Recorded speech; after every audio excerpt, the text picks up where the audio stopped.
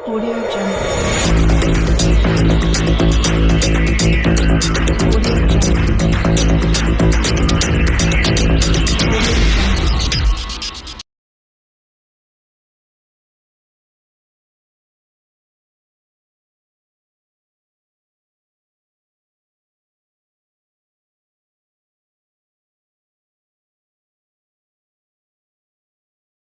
Good evening बच्चों।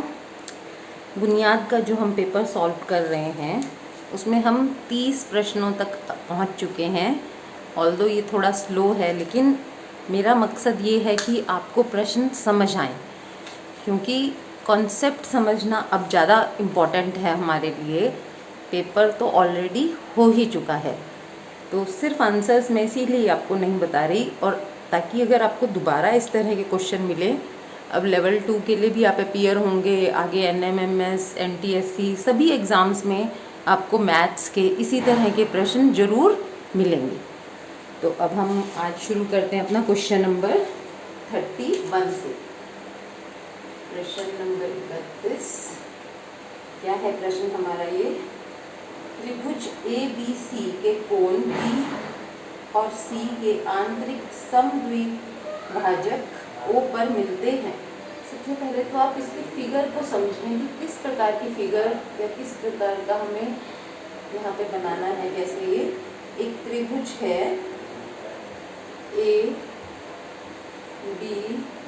ABC और इसके जो है B और C के कोण के, ये जो कोण है B और ये C, इसको ये समद्विभाजक मतलब बराबर बांट रहे हैं। और कहाँ मिल रहे हैं ये? इस बिंदु का नाम है O।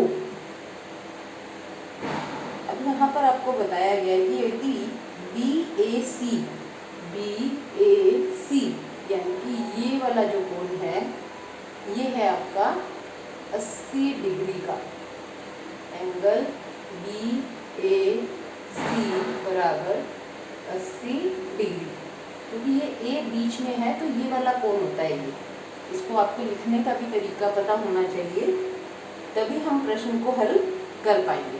और हमसे पूछा क्या गया है प्रश्न में, इसका मान BOC जो कोण है, एंगल BOC ये कितने के बराबर होगा, ये निकालना है हमें। तो आप पहले देखिए कि त्रिभुज के तीनों कोणों का जोड़ जो होता है वो कितना होता है? 180। हम यहाँ पर ऐसे लिख सकते हैं इसको, एंगल BAC प्लस दूसरा एंगल ABC प्लस तीसरा एंगल ACB, ये किसके बराबर है? 180 डिग्री के बराबर है। अब यहाँ पर इसका मान हमें पता ही है, ये कितना है? 80 डिग्री के बराबर है। तो ये दोनों जो हो जाएंगे वो कितने के बराबर हो जाएंगे? Angle BABC plus angle ACB, ये हो जाएंगे 180 माइनस 80 कर देंगे हम, 80 को उस साइड ले जाएंगे। इन दोनों का मान जो है वो 100 डिग्री के बराबर है। अब यहाँ पर हमें ये पता है कि ये जो दोनों कोण हैं ये बराबर हैं, क्योंकि ये हमें बताया गया है प्रश्न में कि ये समद्विभाजक है, यानी बराबर भागों में इनको बांट रहा है। तो जो इस साइड का कोण है हमारा एंगल OBC, ये बराबर होगा एंगल, बराबर भी ना कहें हम अगर, angle OBC plus angle OCB, ये हमारे कितने डिग्री के बराबर हो जाएंगे? इसका आधा हो जाएंगे, यानी कि 50 डिग्री के बराबर हो जाएंगे। अब यहाँ पर हम छोटे त्रिभुज की बात करें, कौन सा त्रिभुज है हमारा यहाँ पर? BOC। अब इसमें हमें ये कोण निकालना है। इन दोनों छोटे कोणों का मान हमें पता चल गया कितना है? 50। पूरे त्रिभुज के कोण जो है वो 180 डिग्री के बराबर है। तो एंगल BOC इसके बराबर हो जाएगा 180 डिग्री माइनस 50 डिग्री, यानी कि 130 डिग्री के बराबर है। और यहाँ पर आपका ऑप्शन जो ठीक है वो है D ऑप्शन। तो इस प्रकार से हम इस प्रश्न को हल करेंगे। अगला क्वेश्चन जो है वो है हमारा क्वेश्चन नंबर 32। 32वें क्वेश्चन पे पहुंच गए हम। यदि दो समांतर रेखाओं को प्रतिच्छेद करने वाली तिर्यक रेखा, ये हो गई आपकी दो समांतर रेखाएं और ये हो गई एक तिर्यक रेखा जिसको ट्रांसवर्सल भी कहते हैं, कि एक ही तरफ के दो आंतरिक कोणों का अनुपात 2:3 में है। यानी कि दो आंतरिक कोण हो गए हमारे ये और ये, इनका अनुपात बताया गया है 2:3। तो दोनों में से छोटा कोण कितने डिग्री का है, हमें ये बताना है। अब हमें ये पता है कि इन आंतरिक कोणों का जोड़ जो है वो कितना होता है 180 डिग्री। तो हमारे पास अनुपात दिया हुआ है हमें, तो ये 180 के बराबर है। यहाँ से हम x का मान निकाल लेंगे। जब भी अनुपात का कोई क्वेश्चन आए तो आप इसी तरह उनका जो रिलेशन है आपस में उसको फाइंड आउट करें। यहाँ पे हो जाएगा ये 5x बराबर 180, x बराबर हो जाएगा 180/5, कट जाएगा ये 5 एकम 5, 5 तिये 15 और 5 छिके 30। तो x 36 के बराबर है। हमने छोटा कोण बताना है, तो छोटा कोण कौन सा होगा 2x जिसका मान है, तो 2x जिसका मान है वो उसका वैल्यू कितनी आ जाएगी 36/2 यानी कि 72 डिग्री। और उत्तर है हमारा ऑप्शन ए। अगला क्वेश्चन है बच्चों, यदि दो धनात्मक पूर्णांक x और y हैं, जब x को 237 से विभाजित किया जाता है तो शेष 192 होता है।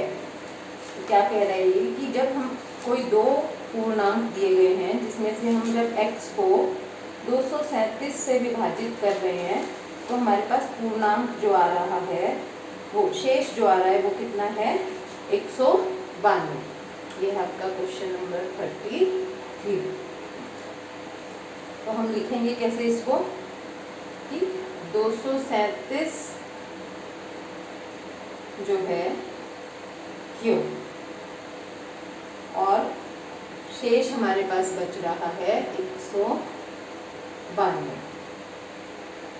और अगला है जब y को 117 से विभाजित किया जाता है तो भागफल समान होता है लेकिन शेष 108 है। भागफल तो कितना है समान ही है, तो यानी वो तो क्यों है हमारे पास, यानी कि प्लस 117 क्यों प्लस 108 जो है वो शेष बच रहा है। पूछा क्या गया है इसमें, जब x और y के योग को 118 से विभाजित किया जाए तो शेषफल कितना होगा। यहाँ पर योग कर दिया हमने, इनको जोड़ दिया। अब देखेंगे कि जब इसको हम विभाजित करेंगे 118 से, ये तो हमारा क्या है x और ये हमारा है y, कैपिटल लिख लेते हैं इसको भी। ये हमारा है x, ये हमारा है y। अब यहाँ पर ये जुड़ जाएंगे 237 कर लेते हैं, नहीं तो आंसर फिर नहीं मिलेगा हमें।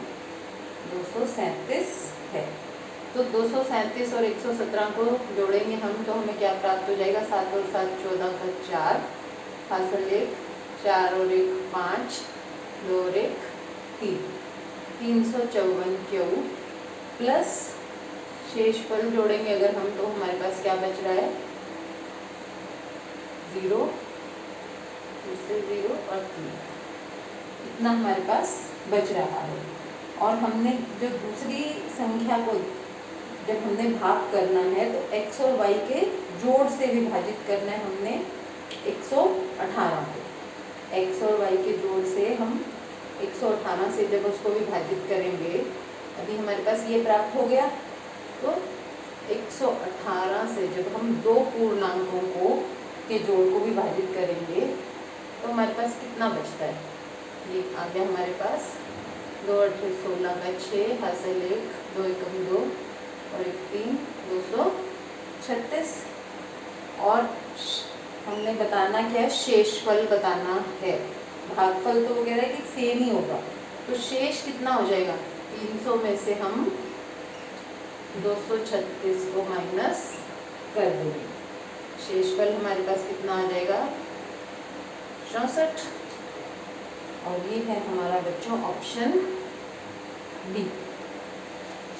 अगर आप वीडियो को 1-2 बार देखेंगे तो आपको समझ आ जाएगा। शुरू में हमें ये x बताया गया, ये y, जब इन दोनों के जोड़ को यानी दो पूर्णांकों को हम 118 से भाग कर रहे हैं तो इतना आ रहा है हमारे पास।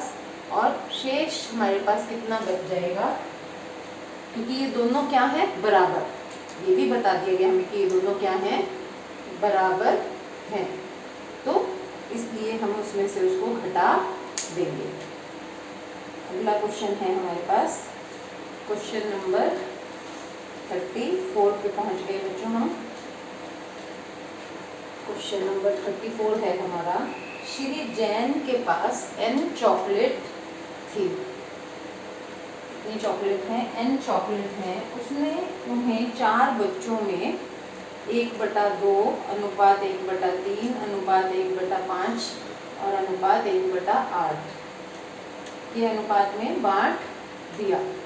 अनुपात क्या बताया गया हमें, 1/2 अनुपात 1/3 अनुपात 1/5 और अनुपात है 1/8। यदि वह उन्हें प्रत्येक को एक पूर्ण चॉकलेट देता तो उसके पास कितनी चॉकलेट थी। हमें कुल चॉकलेट बतानी है यहाँ पर कि उसके पास कितनी चॉकलेट कुल है। तो यहाँ पर सबसे पहले मैंने आपको पहले भी बताया, अनुपात वाले प्रश्न हम जब हल करें तो यहाँ पर हम देख लेते हैं अपने पास कि इसी से हमें कुल चॉकलेट की संख्या मिल जाएगी।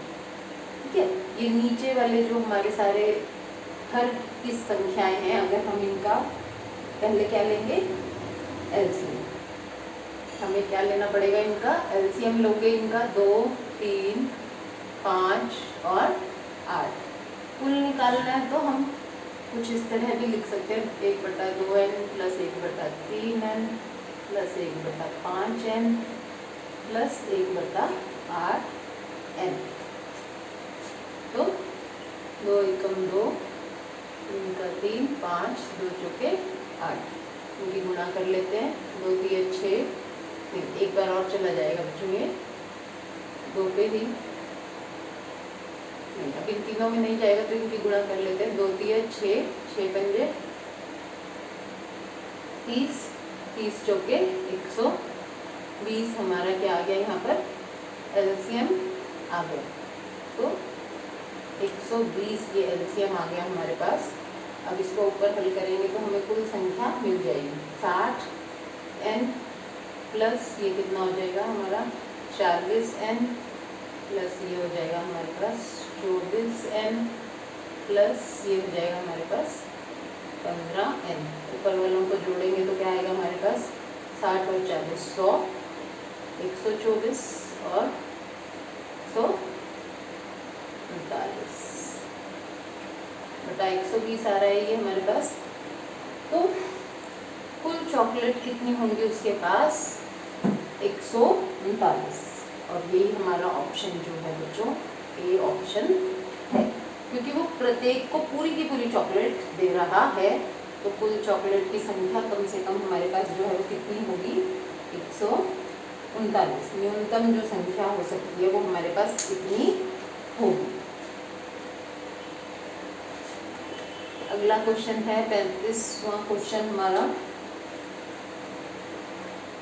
2 बेलनों की ऊंचाई का अनुपात 3:2 है और उनकी त्रिज्या, पहले तो आप देखें कि बेलन कैसी आकृति है। बेलन जो है सिलेंडर भी कहते हैं हम उसको इंग्लिश में, इस तरह की त्रिआयामी आकृति होती है। इस तरह हम इसको ड्रॉ कर सकते हैं। और इनकी ऊंचाई का जो अनुपात है वो कितना है, 2:3। और इनका जो त्रिज्या है इसका अनुपात दिया गया 6:7। और हमने इनके वक्र पृष्ठीय क्षेत्रफल का अनुपात बताना है। हमने वक्र पृष्ठीय क्षेत्रफल,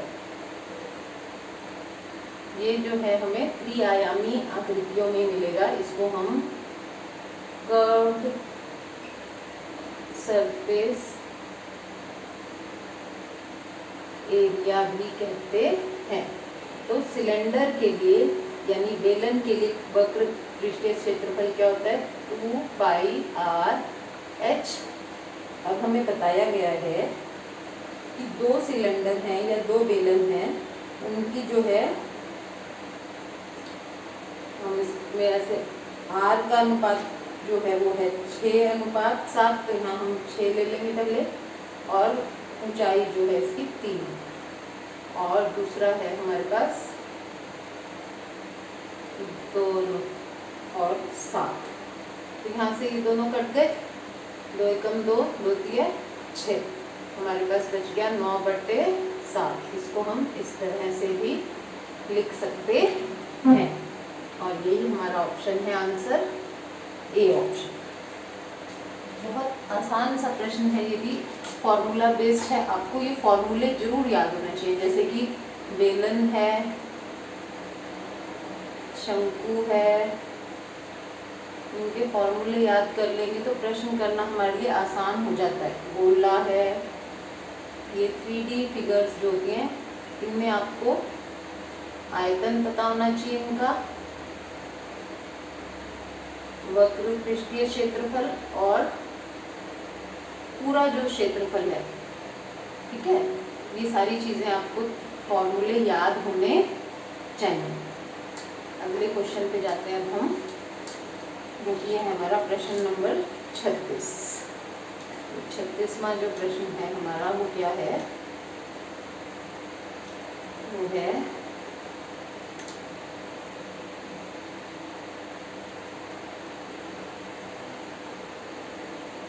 यदि m पुरुष किसी कार्य को r दिनों में कर सकते हैं तो m+n पुरुषों द्वारा उस कार्य को करने वाले दिनों की संख्या क्या है। प्रश्न, m पुरुष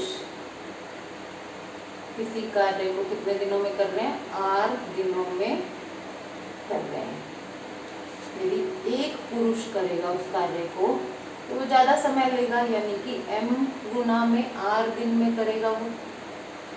और हमसे पूछा गया है कि यदि उनकी संख्या को बढ़ा दिया जाए, m+n पुरुष जो हैं वो कितने में करेंगे, m r में m+n दिन में करेंगे। यही हमारा आंसर है इस प्रश्न का, और आपका ऑप्शन है ये सी। अगला जो क्वेश्चन है हमारा वो है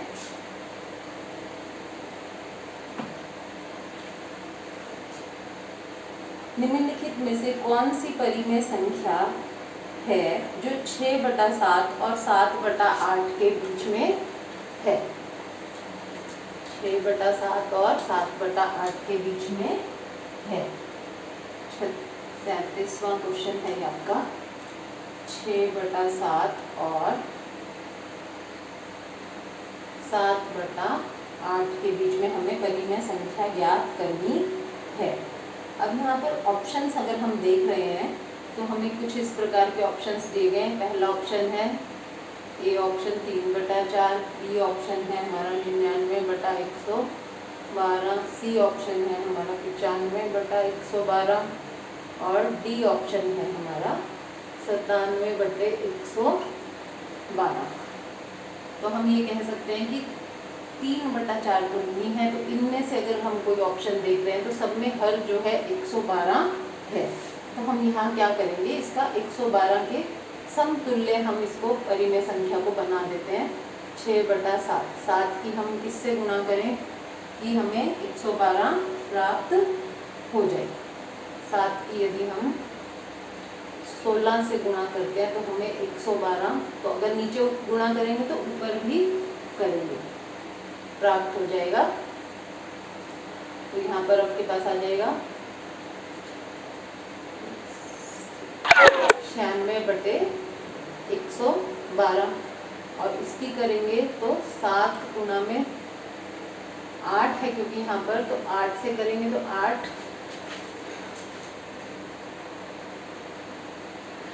8 जो है 112 में 14 से कर देंगे,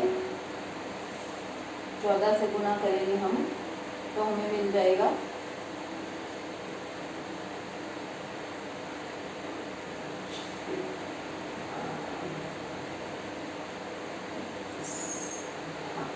14 से करेंगे हम यहाँ पर गुना तो हमें क्या मिलेगा 98/112। अब हमें दो समतुल्य संख्याएं मिल गई हैं, तो इनके बीच की संख्या बतानी है हमने। तो आप बहुत आसानी से देख सकते हैं कि इनके बीच की संख्या कौन सी है हमारी, 96 और 98 के बीच की संख्या हमारी है डी ऑप्शन जो है हमारा इसमें ठीक है यहाँ पर। ठीक है, 97/112 यानी कि डी ऑप्शन जो है हमारा ठीक है यहाँ पर।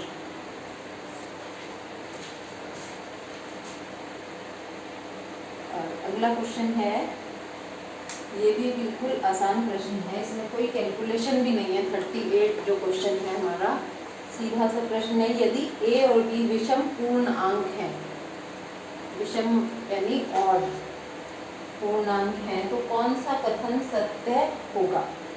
इसमें पहला ही कथन जो दे रखा है 38 में दे रखा है कि a प्लस बी का जो जोड़ होगा वो एक सम संख्या होगा। यदि a और b जो है विषम हैं तो इनका जोड़ जो होगा वो कैसा होगा, सम संख्या होगा। तो इसका ए ऑप्शन हमारा ठीक है। इसके बाद अगला क्वेश्चन 39 क्वेश्चन है हमारा, एक डाकिया 15 किलोमीटर की गति से साइकिल चलाकर 4 घंटे में गांव पहुंच सकता है। यदि वह शुरू में 1 घंटा की देरी करता है तो उसे समय पर पहुंचने के लिए उसे अपनी कितनी गति से सवारी करनी चाहिए। तो पहला है देखो किस उसकी स्पीड बता रखी है हमें, एस हम लिख लेते हैं इसको, 15 किलोमीटर प्रति घंटा, और समय लेता है वो टाइम लेता है 4 घंटे। तो डिस्टेंस निकाल लेंगे यहाँ से, डिस्टेंस स्पीड फॉर्मूला क्या है हमारे पास, speed is equal to distance upon time. Distance के लिए हो जाएगा स्पीड इनटू टाइम। तो 15 गुना में 4 यानी कि 60 किलोमीटर। तो उसको 60 किलोमीटर की दूरी तय करनी है। अब कह रहे हैं कि अगर 1 घंटा देरी से शुरू करता है यानी उसके पास समय कितना बचा समय कितना हो गया उसके पास 3 घंटे। कितना है 3 घंटे।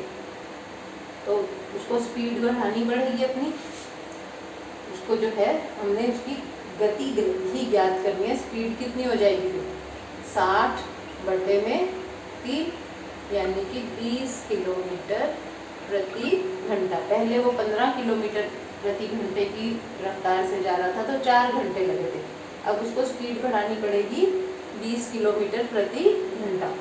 तो ऑप्शन यहाँ पर आपका ठीक है बच्चों ए।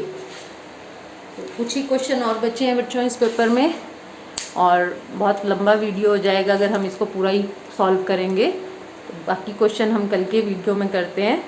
आप इसको रिवाइज़ करें, और आपका बुनियाद लेवल 2 का पेपर भी बिल्कुल परसों ही है, तो उसके लिए ऑल द बेस्ट, और पढ़ते रहें आप और इसी प्रकार खुश रहें। Thank you.